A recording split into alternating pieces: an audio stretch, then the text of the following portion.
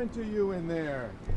Okay, well, the cuffs were kept on us while they checked our ID and checked our bags and everything, and then they put us into cells.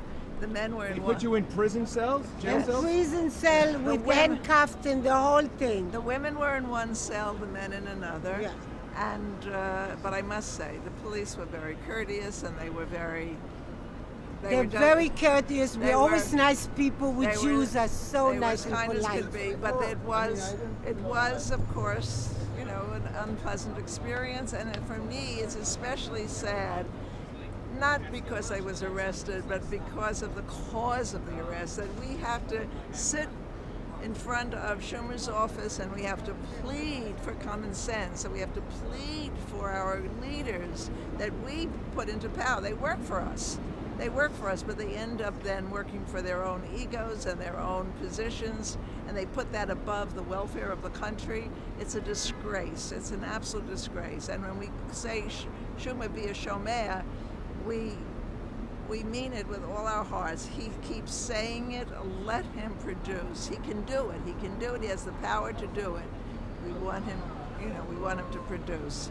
Yes, and Vered is here from Israel, and we're fighting the war, and maybe Ellen is much nicer than I am. I don't have patience to be nice anymore. We've been nice for 2,000 years. We've been always pushed around. Being nice doesn't get us anywhere. And we have to be much tougher and get together. What do you feel you accomplished? we are hoping, we know that Senator Schumer knew we were in front of his office. There were 15,000 people yesterday in the rally and screaming against that deal with Iran. And I think that we were heard. Right. And because Assemblyman Dov Hikind is a Democrat, he has connections with the Democratic hierarchy, and I think he was informed that Schumer knew we would be at the office, we would be demonstrating, and that we are putting his feet to the fire. He has to produce for us. And if he doesn't, he will lose the votes of all his constituents. When you say he has to produce for us, do you mean For America. For Zionists? For America. Because for the world, for America, for the Western world. We're not, Israel of course is in danger, and then whole Middle East is in danger. But right here in America, we're standing on the streets of New York City. This is a heavily populated city. This is, the people come and go freely. We want to preserve that freedom. We don't want to be walking around in hijabs or whatever they're called, the burqas, and have Sharia law controlling us so that if we, God forbid, do a demonstration, we're not dealing with the NYPD, which is very considerate and as gentle with us as possible, but we'll be dealing with tyrannical mullahs. Unacceptable. We can't let that happen. It happened in France now. It starting to happen in England, and it could be here.